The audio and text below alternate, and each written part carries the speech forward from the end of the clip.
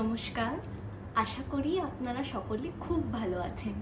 মিষ্টি আলাপের একটা নতুন ভিডিওতে আপনাদের সকলকে স্বাগত।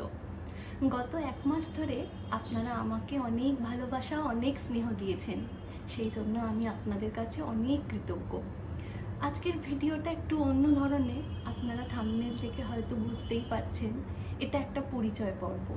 আপনারা অনেকেই আমাকে কমেন্টে অনেক কিছু জানতে চেয়েছেন, সেজন্য ভাবলাম যে একটা পরিচয় পর্ব করা যাক, যেখানে আমি আপনাদের সাথে একটু আলাপ জমাতে পারি। তো আপনারা তো সকলেই আমাকে চেনেন মিতুন নামে, ওটা আমার ডাক নাম। আর ওকে আপনারা চেনেন রাজা নামে, ওটা ওর ডাক নাম। আমার ভালো নাম হলো আত্রেয়ী, আর রাজার ভালো নাম হলো কৌশিক। আমার জন্ম এবং বড় হওয়া তারকেশ্বরেই।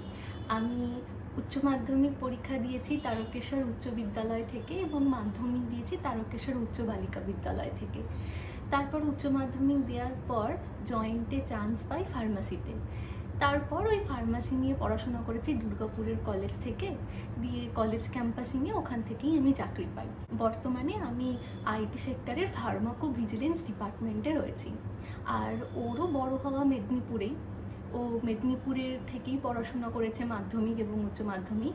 তারপর ও জয়েন্ট দিয়ে কম্পিউটার সায়েন্স ইঞ্জিনিয়ারিং নিয়ে পড়াশোনা করেছে, আর বর্তমানে ও এখন আইটি সেক্টরে চাকরি করছে। তো আমার এই ফার্মাসি পড়াটা নিয়ে আগ্রহ জন্মায় আমার দিদির থেকে। আমরা দুই বোন, আমার দিদিও জয়েন্ট দিয়ে ফার্মাসিতে চান্স পায়। তখন আমরা এই পড়াটা সম্বন্ধে অতটা জানতাম না, তো আমার মামাই বলেন যে এই বিষয়টা নিয়ে পড়াশোনা করলে অনেক ভালো হবে। তো তখন দিদি ফার্মাসি নিয়ে পড়ে দুর্গাপুর থেকে। তো ও যখন ফার্স্ট ইয়ারে, তখন ওর হাত ভেঙে যায়, ডান হাত ভেঙে গিয়েছিল। তো তখন ওর কলেজের খাতা বই এইসব নিয়ে আমি ওকে একটু সাহায্য করতাম লেখালেখিতে। তো সেই সময় থেকে আমার ফার্মাসি পড়ার প্রতি আগ্রহ হয়। তো তখনই আমি ভেবে নিই যে উচ্চ মাধ্যমিকের পরে আমি জয়েন্ট দিয়ে যদি ফার্মাসিতে চান্স পাই, তাহলে আমি এই সাবজেক্টটা নিয়েই পড়াশোনা করব। রীতিমতন আমি উচ্চ মাধ্যমিকের পর জয়েন্ট দিয়ে ফার্মাসিতে চান্স পাই, তারপরই আমার এই বিষয় নিয়ে পড়াশোনা শুরু।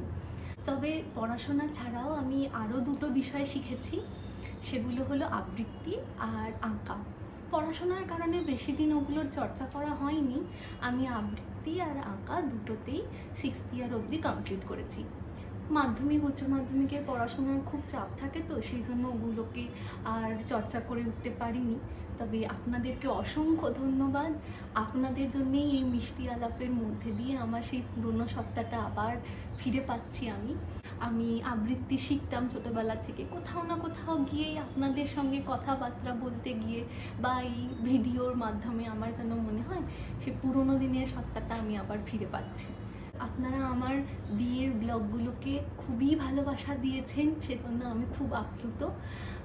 আমি চেষ্টা করব এরপর থেকে, আপনারা অনেকেই কমেন্টে আমাকে বলেছেন ডেইলি ব্লগ দেওয়ার জন্য।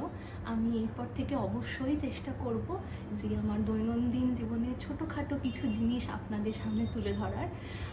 সপ্তাহে 2-3 দিন আপনাদের জন্য ছোট ছোট ভিডিও আপলোড করার চেষ্টা করব। ততক্ষণ অবধি আপনাদেরকে অসংখ্য ধন্যবাদ আমাকে এত ভালোবাসা দেওয়ার জন্য। আপনারা সকলেই সুস্থ থাকবেন আর সকলের খেয়াল রাখবেন। আজ তাহলে এই পর্যন্তই, আবার দেখা হবে নতুন একটা ভিডিওতে। নমস্কার।